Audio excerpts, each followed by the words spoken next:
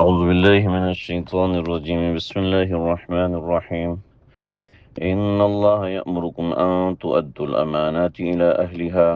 سورة النساء آیت نمبر 58۔ یہاں سے احکام سلطانیہ شروع ہو رہے ہیں، سورت کا دوسرا حصہ شروع ہو رہا ہے۔ پہلے احکام رعیت تھے، لوگوں کو احکام تھے، اس میں نکاح، طلاق اور اس نوعیت کے احکامات وہ سب تفصیل سے بیان کیے گئے، وراثت کے احکام تفصیل سے بیان کیے گئے۔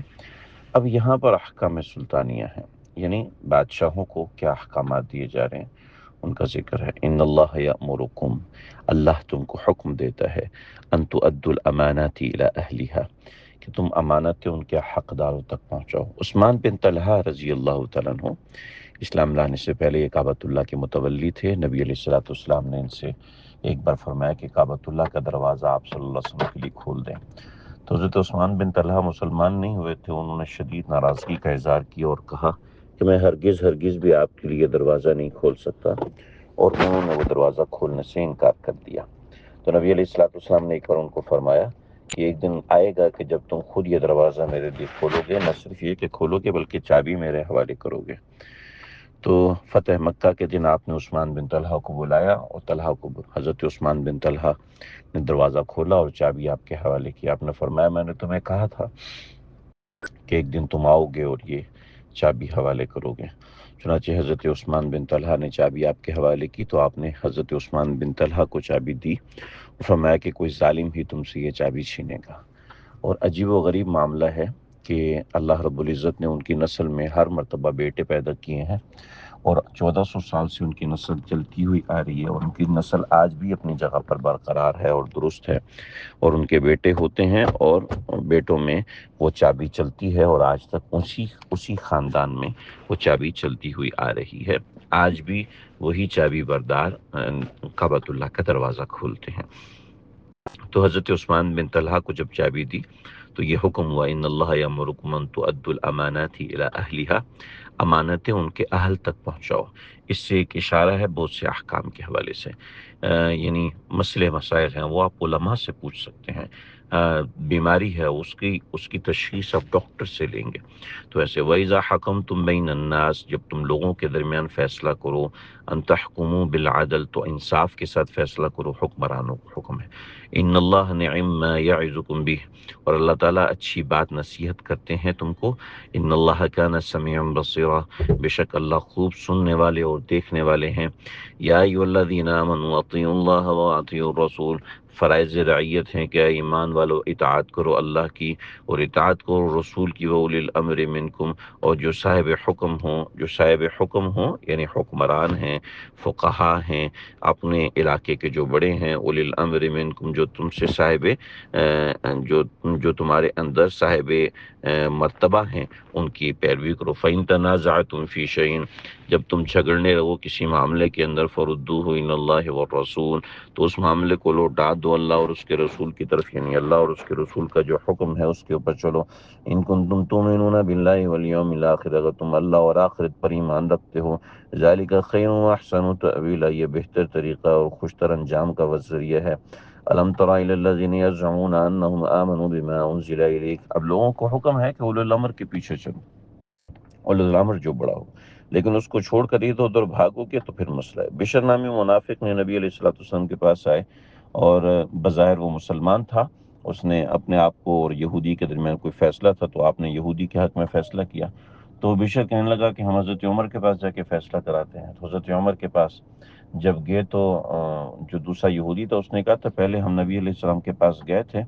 تو آپ صلی اللہ علیہ وسلم نے میرے حق میں فیصلہ دیا، مگر یہ اس مسلمان کو سمجھ میں نہیں آیا تو یہ پھر آپ کے پاس لے کر آیا، اور وہ اس نیت سے لے کر آیا تھا کہ حضرت عمر تو ویسے یہودیوں کے خلاف ہے، لہٰذا میرے حق میں فیصلہ دے دیں گے تو میں یہ کروں گا۔ حضرت عمر فرمانے لگے میں بھی آتا ہوں۔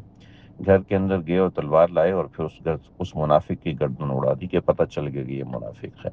الم تر الی الذین یزعمون انہم آمنوا، کہ بے شک کیا آپ نے دیکھا نہیں ان لوگوں کو، تو جو بشر کے گھر والے ہیں انہوں نے آ کر قصاص کا مطالبہ کیا کہ حضرت عمر نے ہمارے بندے کو قتل کر دیا، بلا وجہ قتل کر دیا۔ حضرت عمر نے کہا یہ تو منافق ہے اور اس کا نفاق میرے سامنے کھل چکا تھا، لہٰذا میں نے اس کو قتل کیا۔ اب وہ لوگ آئے اور نبی علیہ الصلوۃ والسلام کے پاس بیٹھے تو پھر اللہ نے قرآن اتارا، الم تر الی الذین یزعمون، کیا کیا تم نے دیکھا نہیں ان منافقوں کو، یزعمون جو کہ دعویٰ کرتے ہیں کہ انہم آمنوا بما انزل الیک وما انزل من قبل، کہ وہ ایمان لائے آپ پر جو آپ پہ اتارا گیا ہے اس پر، جو آپ سے پہلا اتارا گیا اس پر، یریدون ان یتحکمون، اور حال یہ ہے کہ وہ فیصلہ کرواتے ہیں لطاغوت، شیطان سے، یعنی کعب بن اشرف جیسے لوگوں سے فیصلے کرواتے ہیں، یعنی یہ لوگ پہلے کعب بن اشرف جیسے لوگوں سے فیصلے کراتے تھے، اس یہودی نے کہا کہ محمد صلی اللہ علیہ وسلم سے فیصلے، وقد امروا ان یکفروا به، اور ان کو حکم یہ ہے کہ ان کی بات نہ مانیں، مگر پھر بھی ان کی بات ماننے، کہنے کو مسلمان ہے لیکن اندر سے یہ منافق ہیں، یرید الشیطان ان یضلهم ضلالا بعیدا، اور شیطان چاہتا ہے کہ ان کو گمراہ کر دے، پر درجے کا گمراہ کرنا، وَإِذَا قِيلَ لَهُمْ تَعَالَوْا، اور جب ان سے کہا جاتا ہے کہ آجو الی ما انزل اللہ، جو نازل کیا اللہ تعالی نے، وَإِلَى الرَّسُولِ، جو رسول کی طرف اتارا ہے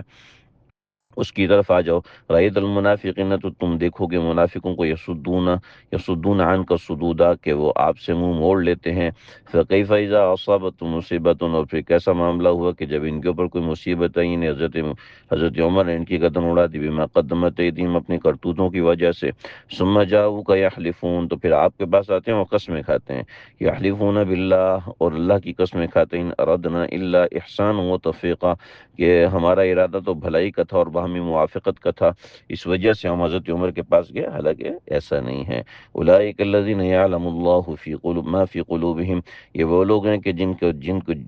جانتا ہے کہ اللہ جانتا ہے جن کو کہ ان کے دلوں میں کیا ہے، فاعرض عنہم، لہذا ان سے اعراض کرو، واعظہم، ان کو نصیحت کرو، وقل لہم فی انفسہم قولا بلیغا، اور کہتے رہو ان سے کہ خود ان کے بارے میں مؤثر بات، وما ارسلنا من رسول الا لیطاع باذن اللہ، آپ کے پاس جو آئے اب آپ کا مرتبہ بھی ہم سنائے دیتے ہیں مسلمانوں کو کہ کیا مرتبہ ہے، کہ وما ارسلنا من رسول، ان کے ہم نے نہیں بھیجا کوئی بھی رسول، الا لیطاع، اس لیے بھیجا تاکہ اس کی اتباع کی جائے، باذن اللہ، اللہ کے حکم سے، ولو انہم ظلموا، لہذا مسلمان بھی ایسا کہ ظلموا انفسہم، جب انہوں نے کوئی گناہ کر لیے، جاؤ کا جب آپ کے پاس آتے ہیں، فاستغفر اللہ، اور اللہ سے معافی مانگتے ہیں، واستغفر لهم الرسول، اور رسول بھی ان کے لیے معافی مانگتے ہیں، لوجد اللہ تواب الرحیم، تو آپ پائیں گے اللہ تعالیٰ کو بڑا معاف کرنے والا، بڑا توبہ کو قبول کرنے والا، بڑا معاف کرنے والا آپ اللہ کو پائیں گے۔ ایک آپ اگر جعلی مبارک پہ جائیں تو وہاں پر کچھ اشعار لکھے ہوئے ہیں، ایک اعرابی آیا تھا اور اس نے کہا تھا یا رسول اللہ میرے لیے استغفار کریں، چنانچہ وہاں پر ایک بڑے بزرگ سوئے ہوئے تھے، جب اٹھے تو انہوں نے بتایا کہ بھی کوئی اعرابی آیا تھا، اس نے اشعار پڑھے تھے، پھر اس کو بلایا گیا، اس نے اشعار سنایا، کہا نبی علیہ السلام خواب میں تشریف لائے تھے، آپ نے فرمایا کہ اس کو بتاؤ کہ اس کی توبہ قبول ہوئی ہے کہ میں نے اس کے لیے استغفار کیا ہے۔ وہ اشعار آج بھی جعلی مبارک پہ لکھے ہوئے ہیں، تصویر میں ساتھ بھیج رہا ہوں۔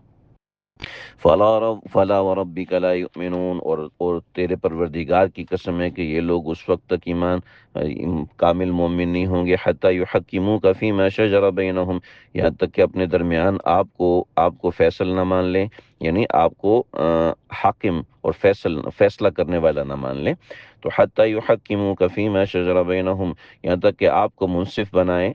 شرط نمبر ایک، نمبر ثم لا یجدوا فی انفسہم حرجا، اور پھر آپ کے فیصلے کو دل و جان سے قبول کریں، مما قضیت، جو آپ فیصلہ کریں، ویسلموا تسلیما، اور تسلیم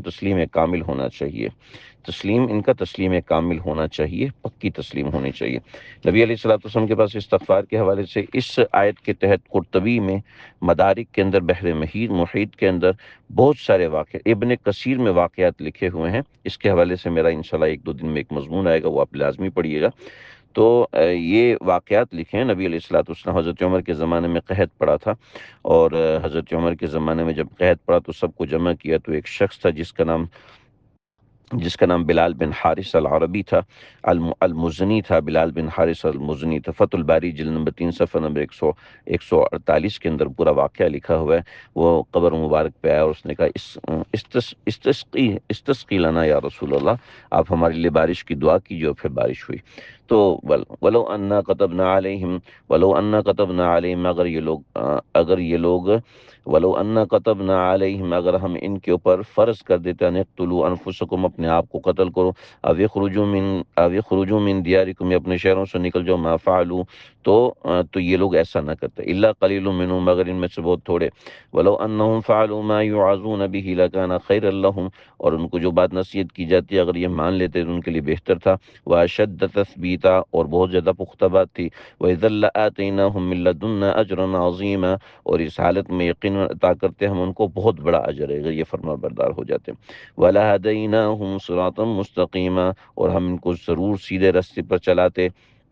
ومن يطع اللہ والرسول، جو اللہ اور رسول کی اطاعت کرتا ہے، فاولئک مع الذین، تو ایسے لوگوں کے ساتھ ہوتا ہے، انعم اللہ علیہم، جن کے اوپر اللہ نے انعام کیا ہے ان کے ساتھ ہوتا ہے، اور وہ کون لوگ ہیں؟ من النبیین، انبیاء کے ساتھ، والصدیقین، صدیقین کے ساتھ، والشہداء والصالحین، شہداء کے ساتھ اور نیک لوگوں کے ساتھ، وحسن اولئک رفیقا، اور یہ حضرات بڑے اچھے رفیق ہیں، ذالک الفضل من اللہ، جو اللہ کا فرما بردار ہے اس کے ان چار لوگوں کے ساتھ انجام ہے، ذالک الفضل من اللہ، یہ اللہ کی طرف سے محض فضل ہے، وکفی باللہ علیما، اور اللہ تعالیٰ جاننے کے اعتبار سے کافی ہیں۔ یہ آیت نمبر 70 تک ہو گیا۔